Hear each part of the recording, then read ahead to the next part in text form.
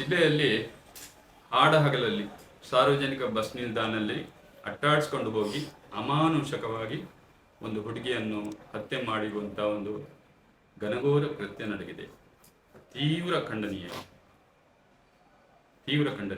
ನಾವು ಎಲ್ಲ ಸುಶಿಕ್ಷಿತ ಜಿಲ್ಲೆ ಅಂತ ಹೇಳ್ಕೊಳ್ತೀವಿ, ನಾವೆಲ್ಲ ಒಂದು ತಲೆ ತಗ್ಗಿಸುವ ವಿಚಾರ ಆಗಿದೆ. ಇದು ನಾಗರಿಕ ಸಮಾಜವೇ ತಲೆ ತಗ್ಗಿಸುವಂಥ ವಿಚಾರ ಆಗಿದೆ.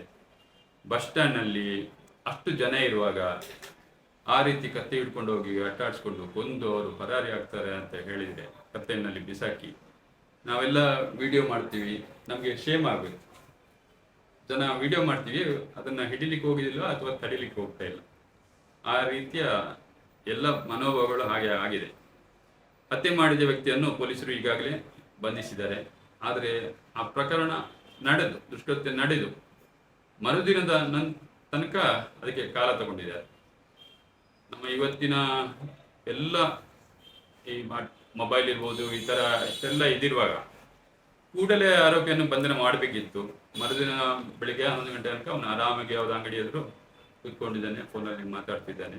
ಹಾಗಾಗಿ ಆ ವ್ಯಕ್ತಿಗ ಹಿನ್ನೆಲೆ ಮತ್ತು ಅವನಿಗೆ ಯಾರಾದರೂ ಸಹಕಾರ ನೀಡಿದರೆ ಅದನ್ನು ಕೂಡ ತನಿಖೆ ಮಾಡಬೇಕು. ಮಾತ್ರ ಅಲ್ಲ, ಪೊಲೀಸರು ಕೊಲೆಗಾರರನ್ನ ಕಾನೂನು ಪ್ರಕಾರ ಕಠಿಣ ಶಿಕ್ಷೆ ಕೊಡೋದು ಮಾತ್ರ ಅಲ್ಲ, ಅದೊಂದು ಪಾಠ ಆಗಬೇಕು. ಬೇರೆಯವರಿಗೆ ಇಂಥ ಕೃತ್ಯ ಎಸಗಲಿಕ್ಕೆ ಧೈರ್ಯ ಬರಬಾರ್ದು ಮತ್ತು ಕಾನೂನು ಮತ್ತು ಪೊಲೀಸರ ಭಯ ಇರಬೇಕು. ಭಯ ಇರುವ ಥರ ಪೊಲೀಸರು ಅಂತ ಒಂದು ಗಂಭೀರವಾಗಿ ತಗೊಂಡು ಅಂತಹ ಶಿಕ್ಷೆನೇ ವಿಧಿಸಬೇಕು ಅಂತ ಒತ್ತಾಯ ಮಾಡ್ತೀನಿ. ಕೊಲೆಗಾರರಿಗೆ ಧರ್ಮ ಮತ್ತು ಜಾತಿ ಇಲ್ಲ.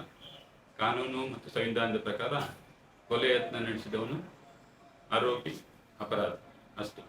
ಇಲ್ಲಿ ಏನಾಗ್ತದೆ, ನಮ್ಮ ಜಿಲ್ಲೆಯಲ್ಲಿ ಕೊಲೆ ಆದವನು ಯಾರು, ಮಾಡಿದವನು ಯಾರು ಅನ್ನೋ ಧರ್ಮದ ವಿಚಾರದಲ್ಲಿ ಯಾವಾಗಲೂ ಹೆಚ್ಚಿನ ಸಂಘರ್ಷ ನಡೆಯುವಂಥದ್ದು.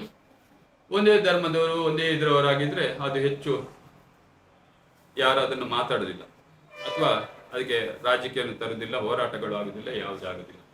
ಆದರೆ ಇದನ್ನು ಆ ದೃಷ್ಟಿಯಿಂದ ನೋಡದೆ ಗಂಭೀರವಾಗಿ ಪೊಲೀಸರು ಮಾಡಬೇಕಾಗ್ತದೆ, ತನಿಖೆಯನ್ನು ಮಾಡಬೇಕಾಗ್ತದೆ. ಈ ಜಿಲ್ಲೆಯ ಸಾಮರಸ್ಯವನ್ನು ಎತ್ತಿ ಹಿಡಿಬೇಕು, ಆ ರೀತಿಯಲ್ಲಿ ಕಾರ್ಯನಿರ್ವಹಿಸಬೇಕು ಅಂತ ಪೊಲೀಸರಿಗೆ ಒತ್ತಾಯದ ಮನವಿಯನ್ನು ಮಾಡ್ತಾ ಇದ್ದೀನಿ.